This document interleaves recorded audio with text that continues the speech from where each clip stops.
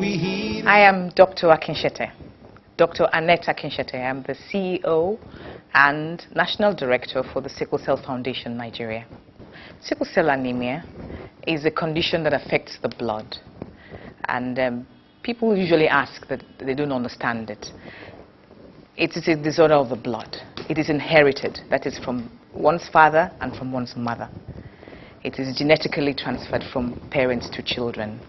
It is not a kind of condition that you catch from somebody. It's not transmissible. It is not infectious. Even though our blood is liquid, there are particles, solid particles in the blood. These solid particles are called blood cells. And I'm sure you remember from your hygiene or from elementary science that we have white blood cells and we have red blood cells. The red blood cells are the ones that contain hemoglobin. It is this hemoglobin that is abnormal in sickle cell anemia. It is different from the usual hemoglobin, which everybody has, most people have. It is called hemoglobin S. And what it does is that it changes the shape of the red blood cell so that it is no longer round and easy to move through the blood vessels, but changes to become like a sickle, which is why it's called sickle cell. Most of our people don't understand what sickle is. That is, so I prefer to say sometimes it's banana shaped or it is shaped like letter C. And the problem with that shape of a cell is that when the blood cells are flowing through the blood vessels, they get hooked within the lining of the blood vessels. And as they hook, they begin to pile up and cause blockage. That blockage is what leads to the pathology, we call it the symptoms and signs that we encounter with sickle cell.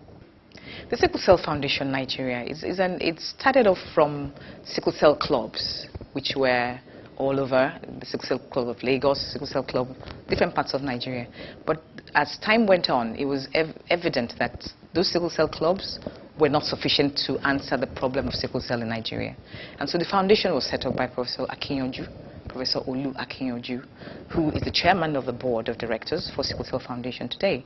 And it's this Sickle Cell Foundation that has established the center, the Sickle Cell Center, which is something that we're so proud of because it's the only one of its kind in all of Africa.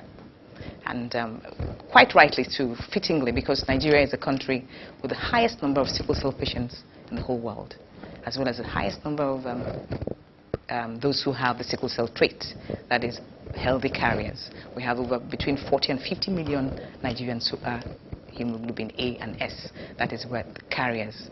Like myself, I'm AS, that is, we carry the sickle cell trait, but we're healthy carriers. Sickle cell patients sometimes have severe ulcers, sores in the lower parts of their legs that last a long time and causes them a lot of problem with stigma and social problems. So here at the center we offer services for treatment of these ulcers. And I must say that we're recording excellent results so far. And besides that, the patients that come in here every day, from childhood to adulthood, besides seeing the patients, the doctors, we have dedicated sickle cell centers, clinics all over Nigeria. In 4 states, particularly, we have in Benin City, we have in Asaba, we have 2 in Lagos, and I don't remember the last state now. We work with government, but government can only do so much.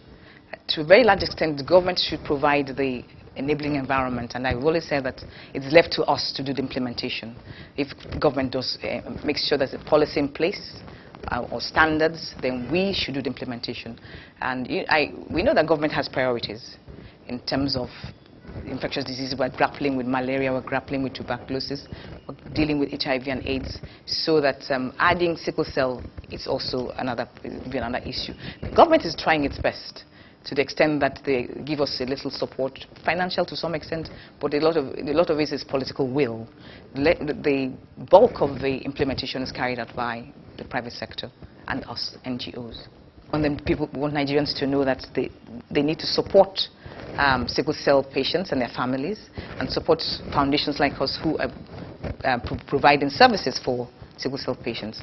Because, like I said earlier, government has so much to do, and the rest of and looking after sickle cell and sickle cell patients and their families is left to people like us and all Nigerians. So we want to raise awareness about the condition, about the services that are available, where to access the services, and that Nigerians should step up to the plate and donate to foundations like ours. Besides what I've said at this time, just to say that Nigeria is, I said that before, Nigeria is a country with the highest number of patients with sickle cell, the highest number of patients with their carriers. So we should be in the forefront of advancement, research, treatment for sickle cell. That's why I think all Nigerians should put all their hands on deck and work with the foundation so we can provide succor for sickle cell patients and their families, and also to begin to talk about prevention. Sickle cell is actually a condition that affects mostly black people, and Nigeria is the most populous black country in the world.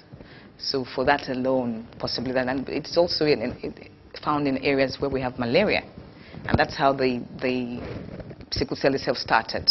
Many years or decades or centuries ago, there was a change in the genetic composition of people who live in these parts of the world so as to be able to deal with malaria. That's how it came about. It's called mutation in science. So Nigeria is right here in the middle of the malaria belt, and we have a huge population. While we have 40 to 50 million people who have the trait, in America, for instance, it's only like 2 to 3 million that have the sickle cell trait. That's a huge difference. And in Nigeria, 150,000 babies are born every year with sickle cell. And a number of them do not live to beyond the age of 20 until we begin to change things and our aim is to see that after a while, we want them to be like the way we look at hypertension or diabetes, long, drawn-out illnesses, but you can live with it and be treated. That is how we like to look at it, so that people with sickle cell will be able to live productive lives as long as they access treatment, standard care. Then means that we've really arrived, because it has no cure as of today. Nigeria has the highest number of patients with sickle cell anemia in the whole world. So I would like to tell Nigerians that we should be in the forefront of all advancement and treatment and care and support for patients with sickle cell anemia and their families. So now all Nigerians, all hands on deck, work with the Sickle Cell Foundation, and let's make life better for patients and families with sickle cell.